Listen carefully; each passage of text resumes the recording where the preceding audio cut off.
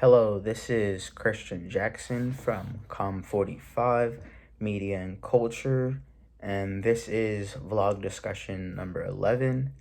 And this week's paired readings were You Are What You Click by Arbatch and The IRL Fetish by Jurgensen. And what we were doing for this week's readings is we are discussing the subject and the purpose of their essays.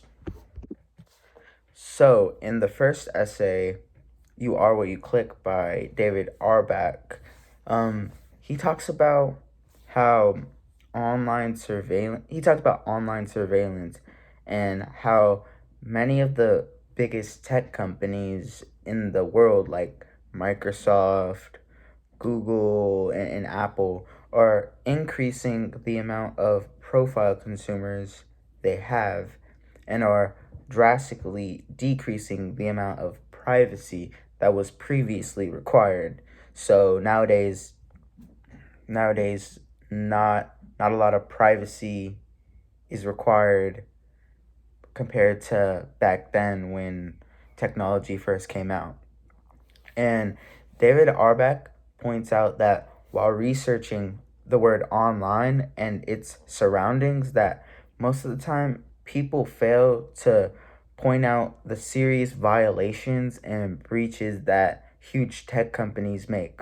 And Arback also introduces the fact that in reality, there's no such thing as having online security because solely by us logging on to our social media accounts and emails and all our accounts, our information is already being passed on to other companies. And David Arback says that this matter is something that all of us should be more worried about among people that use technology.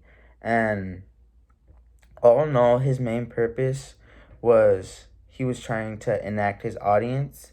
And I feel like this is good because although our technology is getting better and better, we're knowing less and less about what the actual technology can do.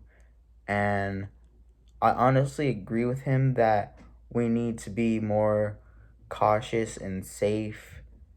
And honestly, um, privacy is a serious matter, and especially because not only can your information be let out to the world, but you can also lose your social security, stuff like that, and it's just really unsafe.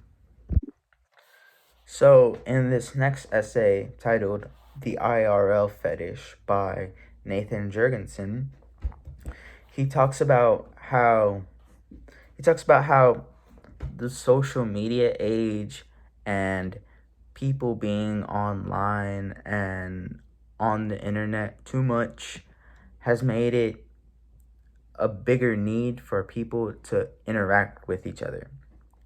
This is because with so many people constantly being on their phones or technology, video games, just technology in general, it is taking away time from people actually making connections in the real world.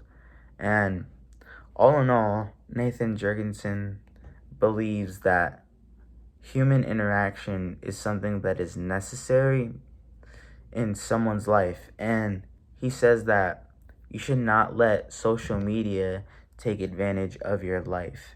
And I can honestly agree with Nathan Jurgensen because I can see these effects that he's talking about already happening in my life. Like, I can be eating dinner with my family, and all of a sudden we're all on our phones and we're not talking to each other. And this might seem fine since we're all content and eating and just on our phones, but in reality, uh, this time should be a time where, as a family, we could talk about our day, reflect, interact with each other, even though they're our family, get to know them better. And also, when I'm hanging out with my friends, we're on our phone a lot of the time too. So I honestly would have to agree with Nathan Jurgensen's point that we need to have more human interaction with each other in order to stay human.